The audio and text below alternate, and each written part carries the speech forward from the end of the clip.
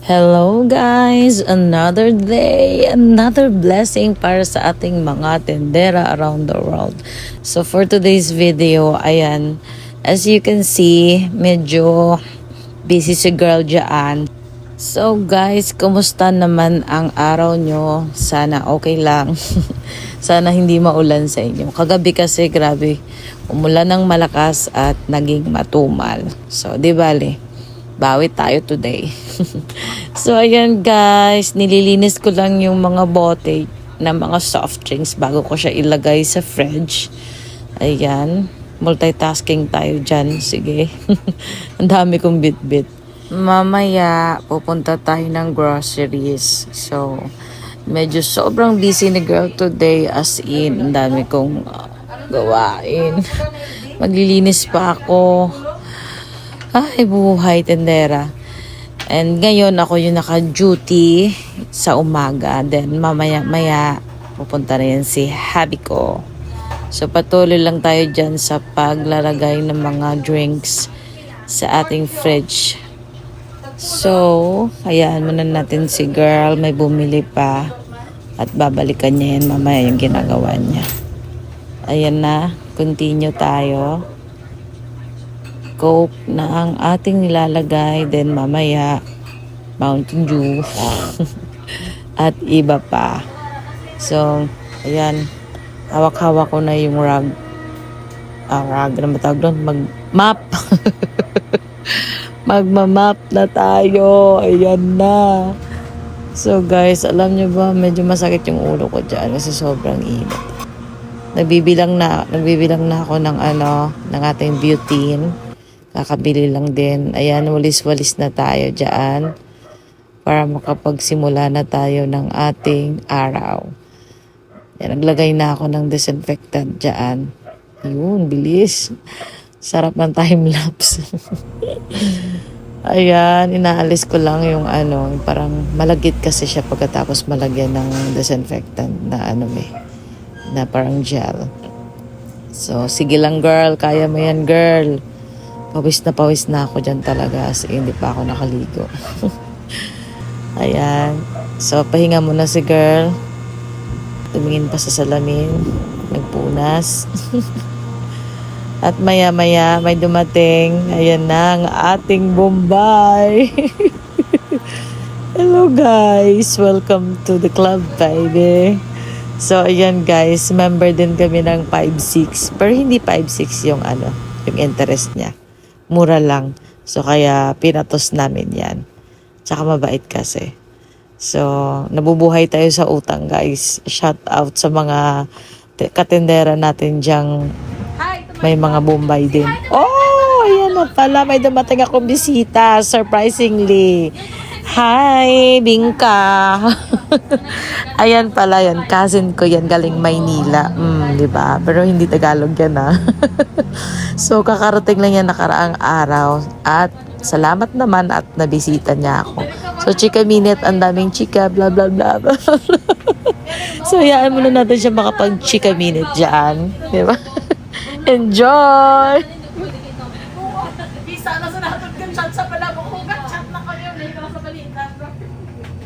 Uy, magkakakamit tayo pinta. Galing wala pinta nga. Galing sa Oo, nabubak ko yung brown. May galing anak ka na. May mabakali ka. Mabalik ka. Mga nasi box. Mga box na. Ay, makakito rin. Makakapagpit na. Basta anong mayo man? Ay, tinutang ko na sila. Yung pag niya, pinato ko na. Wala picture pala. Pinato ko na. Kakapilaya ko. Hindi ko may. Kakapilaya ko ka naman. Sabi niya, katuwa. Pag muya ka lang. Kabaitan. Wala bibala nakakas. Kaya ka nakakas gali. Wala bibla ka. Wala bibla kakas. Wala bang ibon. Hindi nga binuta. Wala ka na din, may utang ka ba? Wala ka wala. Wala ka bila kasang kung sa Manila naman yung utang ko to kay guys. Siguro ka pa yung utang mo sa pag-ano pa. Wala ka ba? Wala. Hindi ka pwede utang mo. Halin pa kabot ko, halin sa bot ko yung Secret Bite. Halin ko kagin na kami naman. Agad ko, kasi ko dapat nabakat ko kami kay Grace, galing kay Naulan. Nabasa kami ni Kimuli sa ulan. Diba, matabo ka pa masakay na sa sa dress para kasi. Hindi ko naman sa akin ko, di ba na kami nakapit. Pero kaya bisibisi, makugirl din yung kapit. Amo na lang makapit. Kaya ba, ito si Grace. Tumayo, how? Yung may 100, yung ba, ang 100 si Tarang to, sang kinababay ko. Bukod na ka, gaya na ba, siya kumakanto ko sa kanang. Kaya si Grace. Sabi mo nga, pero hindi ako ginagawa. Kung may piramido, hindi ko na. Yung pakadto ko nila para magbayad sa utang niya. Sila yung bayad niya. Kuli, ito rin sila sa yung utang ko. Yung picturean niya kahit send. Wala ginabalit kahangin. So guys, kinat ko na yung ibang chika minute dyan kasi medyo mahaba-haba na siya. So yung sinasabi pala ng ita-translate ko lang sa Tagalog kasi Ilonggo nga kami, di ba? So yung sinasabi pala ng cousin ko is meron pa palang utang yung asawa niya dyan nung nakaraang ilang months na yun, nakalipas nung nagbakasyon sila dyan. So, actually, sa Maynila talaga sila naka-base. Pero ngayon, babalik na yung asawa niya tsaka yung anak niya dito na sa Bacolod mag-aaral. Continue pa rin yung chika dyan. So, yung sinasabi niya palang utang is parang, alam mo yung nakakatuwa na naalala pa niya. Like, sa amin nga, kahit nandyan lang yan, wala na yan eh. Like, parang i-charge ko na yan kay Abby. Pero parang natutuwa talaga ako kasi naalala pa, di ba? Yung iba kasi mahirap, di ba? Mahirap pagpautang at maningil. Yun ang pinaka ko talaga ayaw dyan. Kaya sa harap ng tindahan namin meron dyan ang nakapaskil na bawal utang, bawal kulang, parang ganon. Kasi nga, di ba, mahirap nga maningil. At saka, hello, nag-uutang nga din kami sa Bombay. Tapos, uutangin lang din, diba? So, kawawa naman kami. Mga tindera na kukunti lang naman yung profit. No, diba? Piso-piso lang yan. Pero, okay na rin. Tawid gutom na yan. Makakain 2 beses sa isang araw. Kasi diet nga yun. Yung dinner, minsan hindi na kami kumakain. Pag pumapaldo, syempre kumakain ng masarap pa. O, diba? Sinong relate dyan? Sinong nabubuhay sa sardinas? Diba? Relate tayo dyan. So, lahat na dadaanan natin yan. Along the way, trust the process to the success. Yes.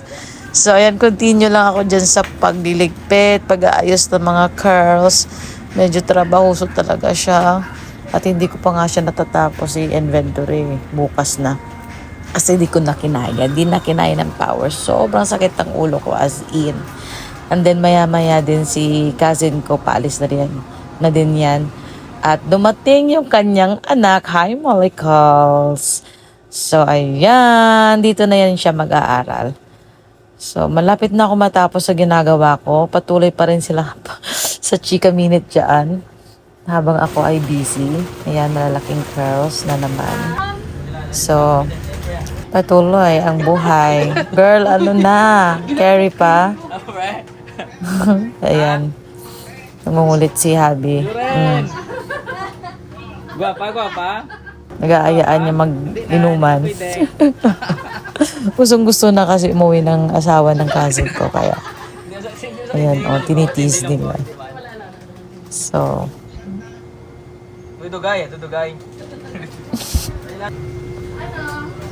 Busy.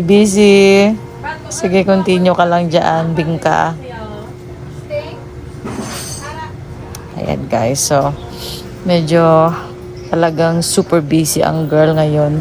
Kasi dami kong biniling anik-anik. Tsaka pumunta pa ako ng downtown. Ayun. Binubutasan ko yung cross tsaka isasabit ko doon sa kasi hindi na magkasya doon sa baba. Ayan, bumili pa. Diba? So, sige lang. Time-lapse na muna tayo. So, umalis na pala sila dyan kasi may pupuntahan pa sila at kami ni Habi patuloy sa kwentuhan din. Ayan, patuloy din ako sa aking ginagawa. Malapit na talaga matapos. So, ayan, mag-unbox na ako ng ng mga biscuits dyan sa plastic. Ayun, tagal ko matapos talaga, promise. Yung vlog ko, parang umabot siya ng 3 oras ata. Hirap na hirap ako mag-edit. Ayan ng ating mga cakes. Candies. Dilata. Beef loaf yan, guys. So, hindi ako masyadong bumibili niya kasi hindi siya mabili saan. Inaayos ko yung mga biscuits at maya-maya yan. Ilalagay ko yung iba sa display. Ganyan. So, di pa ako kaya nakapag lunch. As in, super, yung lunch ko, na ata, 4 p.m. na. Ayan. Naayos ko na siya. So, yung mga, pala, parang 1 in, 1 out. Parang gano'n ako. Pag, matagal na siya naka-display at nilalagay ko ng bago. Pinapauna ko yung bago doon sa display at nilalagay ko yung lumang stock. So, hindi pa naman yan expired at makikita mo naman yun sa expiration date nila. Oh, ayan. Malapit na ako matapos. Oh, ayusin na natin yung Milo. Milo everyday. So guys, medyo paguda yung girl nyo today. As in. So naayos ko lang yung Milo dyan at malapit na ako matapos. Guys, thank you so much for watching. Bye-bye everyone. At uuwi na rin ako. See you on my next vlog, guys. Thank you so much. Good night, good morning. Para sa susunod na mga araw. Bye-bye.